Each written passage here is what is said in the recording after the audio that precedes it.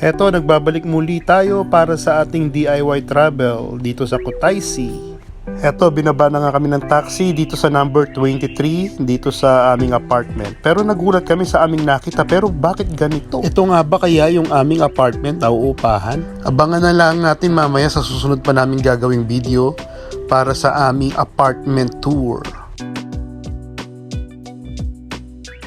So medyo natataranta na nga kami dito, no? Kasi baka kakumali ang napuntahan namin.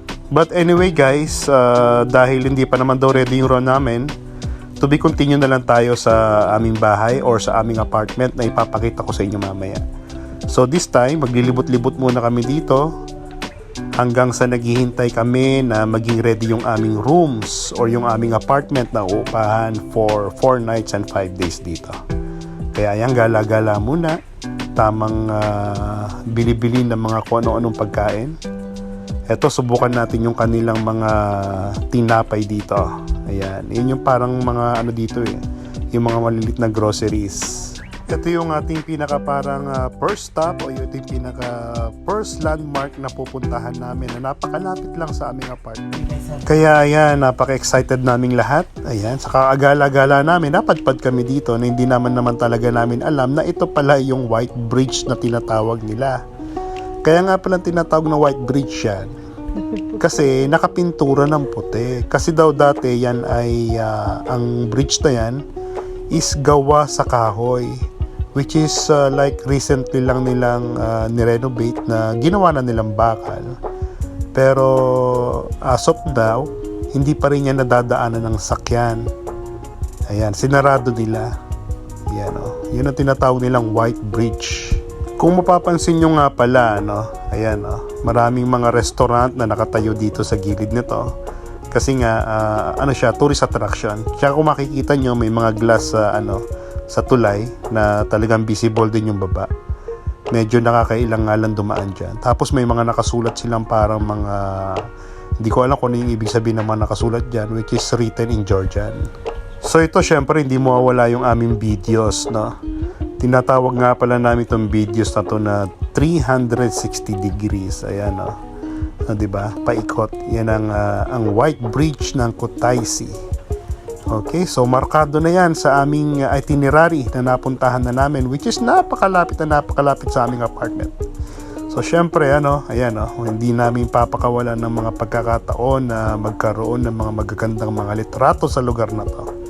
Mapapansin nyo rin pala dito na dito yung mga mapa, yung mga guides, kung balak ninyong mag-tour pa sa Kutaisi. Manonotice nyo rin pala guys na sa karamihan ng mga landmark nila dito, yung tourist attraction nila, may mga story talagang nakalagay. Ayan, makikita nyo dyan kung ano yung story ng White Bridge na yan. Ayan, meron din pala kaming nakasabay dito sa White Bridge sa mga nagpipictorial. Siguro ito ay prenuptial o siguro after ng wedding nila. Ayan, makikita nyo sila dyan, mga turista, nagpapapicture dyan sa area na yan. Tapos, after pala ng White Bridge, meron ditong parang maliit na park. Ayan, napaka-presko ng lugar. Kung makikita nyo, sinag na sinag ang araw, pero ang hangin, talagang napakalamig talaga. Kayang-kaya naman. Ayan, ang feels like in Baguio lang naman ang view natin dyan. Ayan, gaganda ng mga puno nila, which is green. Ang ganda ng klima. Meron nga rin pala mga parang mga maliliit na mga sculpture dito. Ayan yung parang mga estatwa. Hindi ko lang maintindihan kung anong klaseng estatwa yan. Parang bato lang siya na inilagay. Sobrang nakaka-excite din talagang mag-travel. Lalo na pagka bago sa'yo lahat ng paningin, bago sa'yo lahat ng mga lugar. Yan. Kaya napakasarap lang maglakad-lakad. Lalo pagka maganda yung klima, halos hindi ka pinapawisan. Kaya ayan, si Kurt, makikita nyo, nakaupo muna siya. Rest lang muna. Ayan. Tapos marami pa ditong mga attraction na talagang historical sa area ng Kutaisi. Kung makikita nyo yung building na yan, ayan, merong cable car doon sa bandang left side. At yung bahay na yan, parang historical din yata yan. Lumang bahay, makikita mo dyan. Kaso, nung pagtingin namin dyan, parang sarado pa siya. Mapapansin nyo rin pala dito guys, merong mga parang mga vandalism na nakasulat dito sa building na to. Yan, hindi lang namin maintindihan kung ano yung nakasulat dyan. Pero pagkakaalam ko, nakasulat dyan in Georgian. Ayan nga pala yung cable car nila. Ayan. Yun ay pupunta dun sa parang sa taas ng bundok. Ayan. Kaya hindi na rin namin pinalagpa sa magpa-picture dito sa vandalism dito. Ayan. Parang mga gang-gang lang itsura namin dyan, no? Diba? Malag gangster ko, no? Ayan. Kaya wala kaming papalampasin na bawat sandali hindi makakuha ng mga litrato. Kaya nga ito, itong dalawa na to, ayan, pinagtripan ko. Akala nila picture, yung pala videos. O, diba? O, pumebuelo-buelo pa sila. O, pwesto, sige. Ayan nga talaga, walang sasayangin na sandali. Ayan, sige, pwesto. Pagkakataon mo yan. Enjoyin mo yan, bakasyon mo yan, sige lang. Mga litrato na babalik-balikan natin na darating ang araw na may mga pagkakataon din nakapamasyal din tayo sa ibang bansa. Ayan, first time namin to ng family ko na mag-out of the country or outside the UAE. Medyo nagutom na guys ang mga turista dito sa Kutaisi. Although hindi pa namin alam talaga kung anong kakainin namin kasi nga first time sa aming lahat. So first na kinain namin dito ay ang walang kasawaang McDonald's. Ayan guys, kakaiba nga naman ano. Kasi nasa McDonald's Georgia tayo. Ayan, huwag nyo nang basahin yung resibo niya kasi hindi naman natin maintindihan dahil nakasulat sa Georgian. Ayan, umorder lang kami ng beef burger. Ayan, ito yung parang pinaka city center nila. Yan yung Colchin Fountain na tinatawag nila dito sa Kutaisi. One of the landmark din dito sa Kutaisi. Guys, pagka pala kumain kayo sa McDonald's la dito, di ba sa atin libre ang ketchup? Dito ay walang ketchup. Kaya nagulat kami bakit walang ketchup. Kaya ayan, umorder ako ng ketchup which is ang mahal niya.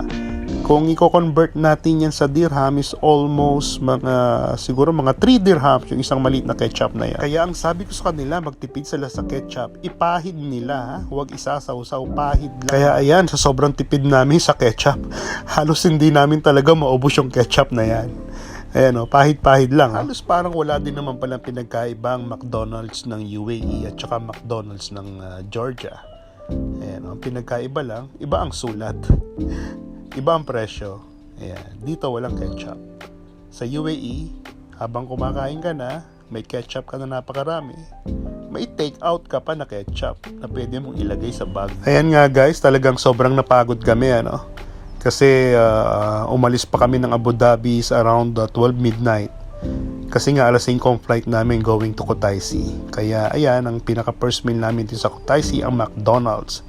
Ayan, konting glimpse ulit dito sa Colchin Fountain. Mapapansin nyo nga rin pala dito yung kanilang parang munisipyo. Ayan, ang ganda ng kanilang munisipyo. Ayan, tirahin ulit natin ang isang napakagandang 360 views para makita talaga natin. Ayan yung pinaka-view ng kanilang city center. Runabout nga pala yung Colchins na yan, ano. At saka guys, kapag ka dito pala, nagulat ako, bakit may mga busina ng sakyan? Kung mapapansin niyo dyan, may malapit kasing simbahan dyan. Tuwing pagkatapos ng kanilang kasal, yung bridal car umiikot ng 2 beses o 3 beses sa runabout na yan o sa Colchin Fountain na yan. It's like ceremony na lang na kinasal na sila. Kaya napakaingay talaga, busina sila ng busina. Salamat nga pala sa patuloy niyong panonood sa aming mga videos na isineshare namin dito sa aming ginawang DIY travel from Abu Dhabi to Kutaisi, Georgia. Ay, may papa ko si tita.